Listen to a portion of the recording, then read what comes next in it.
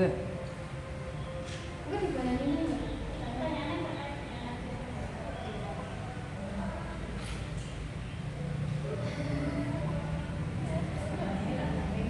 Wes yo. Iya, silakan.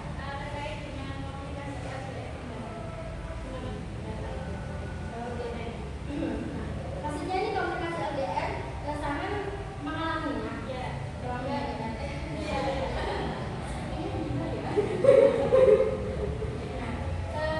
Maksudnya Mbak ini komunikasi LDR sedang nggak sehat-sehat ya? Sedang nggak sehat atau emang nggak sehat? Oh nggak sehat.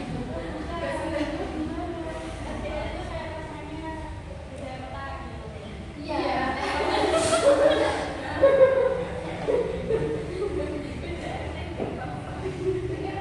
Nah ini mungkin gini, maksudnya sampai ingin tips untuk menyiapkan komunikasi dengan pasangan yang sedang LDR seperti itu. Yang pertama ya Mbak, mungkin bisa menemukan waktu komunikasi yang rutin. Misalnya kalau pagi itu bisa mengabari, malamnya nanti juga mengabari sampai sleep call mungkin. Itu ya. Selanjutnya Mbak ini. Oke. Yang selanjutnya tipsnya itu adalah jujur dan terbuka tentang perasaannya. Masya kita nggak ada apa-apa. Bisa jujur kan pasangan nggak sangat jujur. Pasangan itu seolah banget jujur. Nah, jadi kita ambil tadi kalau kamu coba jadilah aku, kalau aku coba jadilah kamu seperti itu ya. Jadi jadi pendem perasaanmu kan jadi pendem. Marahlah dengan sehat seperti itu. Oke, lanjutkan. Mungkin juga bisa mendengarkan dengan empati, meski hanya lewat suara atau teks. Gitu. Biasanya kan hanya bisa lewat suara, mungkin video call, itu juga bisa mendengarkan dengan empati seperti excited mungkin dengan ceritanya yang ada ini gitu ya. Selanjutnya Selanjutnya itu seperti ada kalanya kita itu ulang tahun, ada kan? Ada kalanya. Janjian. Janjian. Merayakan. Jadi sebisa mungkin merayakan momen-momen kecil, karena mungkin kalau LDR kan jarang ketemu ya, jadi usahakan momen-momen kecil itu dirayakan. Nah, seperti hari jadi nikah, hari ulang tahun atau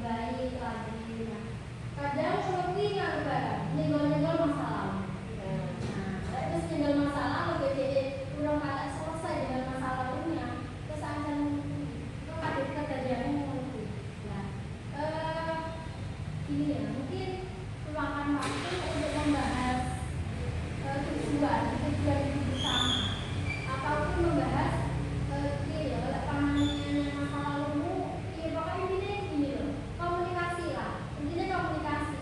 Engkau ini tujuannya berpasangan itu apa, tujuannya ke depan itu apa, dan tujuannya bermasalah itu apa, ya ojo kan ya itu barang. Terus kalau komunikasi mungkin nyebar masalah, kok dia ini kita harus pernah komunikasi yang seperti ini. Cobalah diingat kembali tujuannya kita itu apa, itu seperti itu. Terus kalau dari Mbak Pras sendiri, Benar nggak sih kalau perempuan itu ada masalah, dia cenderung pengen nge-share ke orang lain, nggak pengen itu solusi tapi kayak pengen sedangkan kalau laki-laki itu kalau punya masalah dia nggak suka share, dia mencoba itu benar nggak sih? Gimana mas? kalau menurut saya ya, kalau saya sendiri ya, Cerita sama kalau berikan sama saya ini, nah, alhamdulillah ketika saya udah ada pasangan nih ya. Kalau dari saya, kalau ada masalah itu emang sebenarnya ingin cerita, tapi kalau aku tuh emang butuh waktu. Aku belum share cerita, terus aku cuma diam. Ya pokok kayak menetrok. Sekiranya aku nggak menyakiti pasanganku, gitu. Jadi diam dulu sampai ada waktunya aku udah cerita. Nah, kalau si pasangan tadi, kalau laki-laki ya, kalau laki-laki memang cenderungnya itu dia diam, dia mikirin solusinya. Nah, kalau udah nanti cerita ke kita seperti itu. Nah, mungkin dari laki-laki sendiri bisa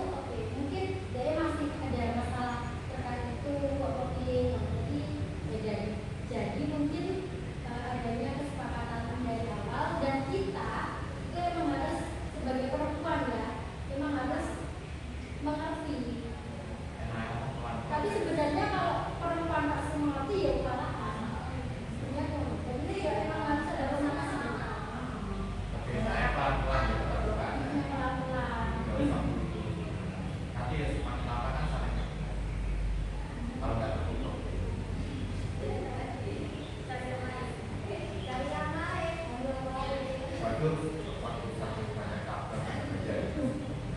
atau sesuatu yang seleksi alam.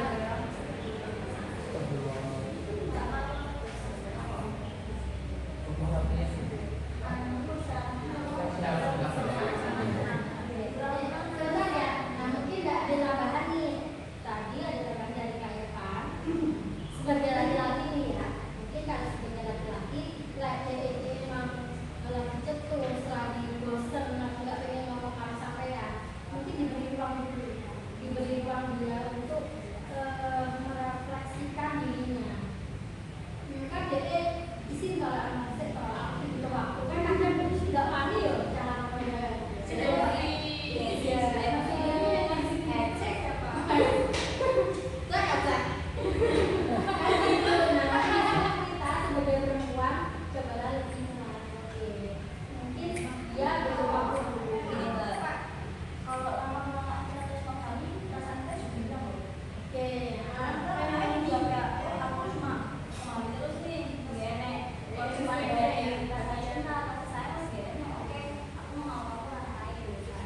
Jadi kayak berbanyak cabang. mungkin dari bahasa kan? Mungkin dari bahasa kan gimana? Kan zaman sekarang tuh banyak perselingkuhan kan, yang udah tua kan. Ini tuh sebenarnya pola pikir masyarakat itu seperti apa? Laki-laki dengan dewasa, kok memang mereka tuh sudah terima memberikan perempuan yang memang sesuai keinginannya, berulang ya. Tapi dia tuh selingkuh bawahnya. Itu memang mencuri-curi ke angka. Kan kita cuma mencuri-curi kayak ini kapan baru kamu di sini?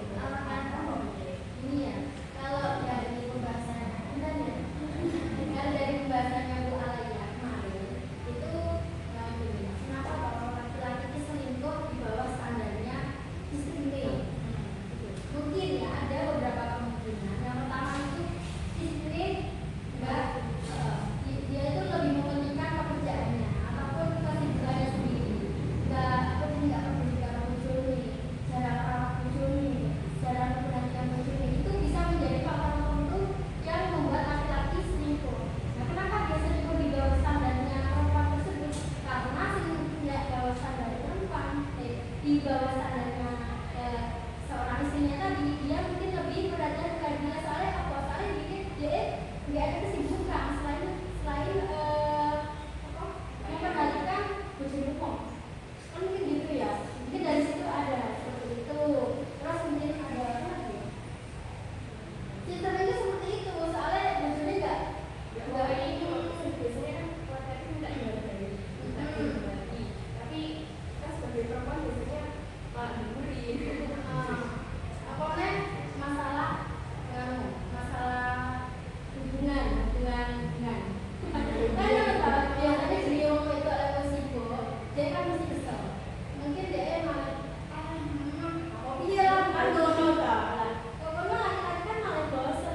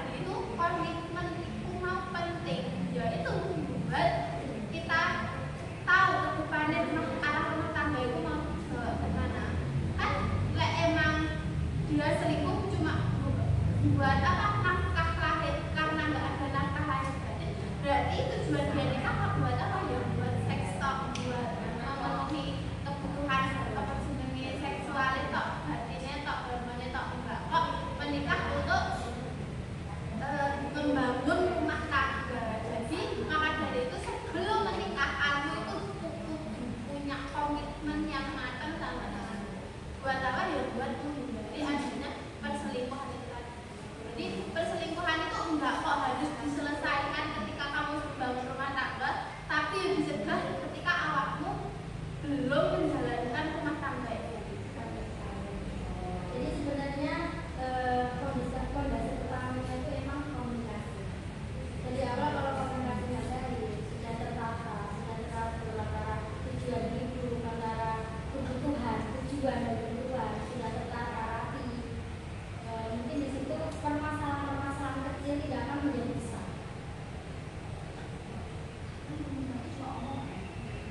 Tanpa bukti ya, cuma omongan gombal. Oke. Nah, jadi kan tadi saya udah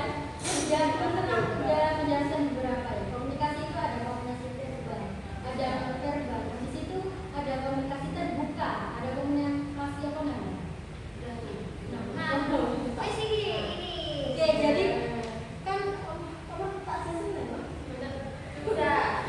Jadi kan tadi di komunikasi non verbal kan tadi tidak hanya tentang kita ngomong, nggak ngomong, tapi juga tentang ekspresi, tentang kehangatan bahasa tubuhnya kita, tentang obrolannya kita, tentang nada bicaranya kita. Jadi nggak perlu omong tok, tapi kita juga menerapkan kalau ini verbal. Mungkin di situ ya, jadinya kita perlu memahami komunikasi verbal dan verbal juga kita. Jadi komunikasi itu tidak hanya sekedar komunikasi, tapi juga ada sifat-sifatnya kita dan bahasa tubuh kita yang harus bisa memahami sebuah pasangan kita. Tapi mau bertanya,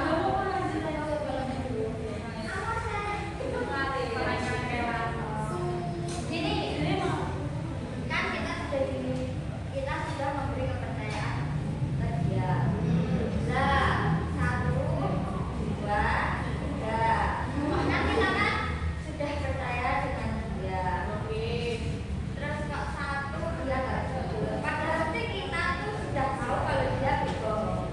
Tapi kita seolah-olah tidak ada apa-apa karena kita ingin memperbaiki hubungan itu. Tapi dianya itu kok pandang-pandang terus belum jujur terbuka. Tapi piye caranya otaknya dia biar terbuka biar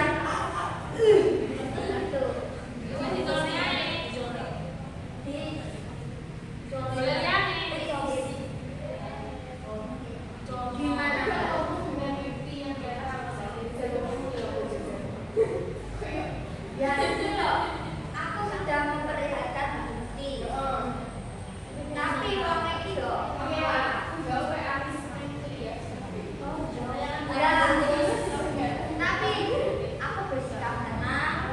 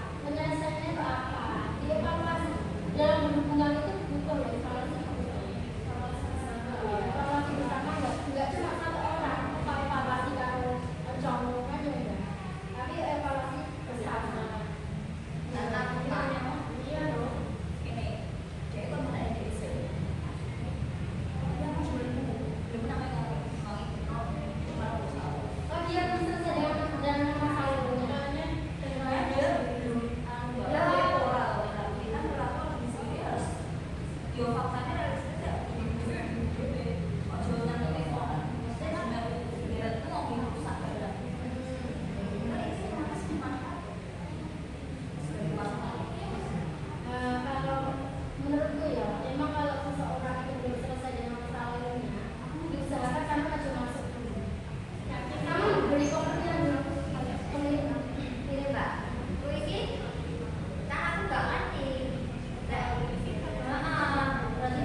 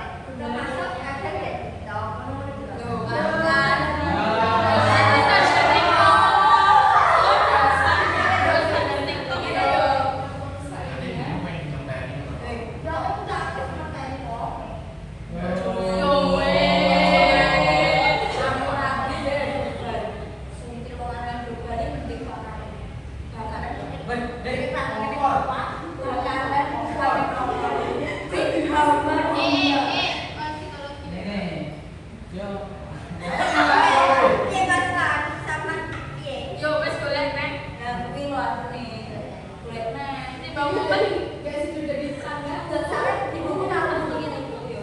Ibu aku ngene. Wong malah sik wong lanang njowo sik arek. Nyapa aku kuwi. Aku mikirnya oh yo kan wis dua atau nyapa aku. Apa lho? Itu kan sebuah patokan bimbing dari sebuah maksiat. Kan maksiat maksiat. Maksiat maksiat.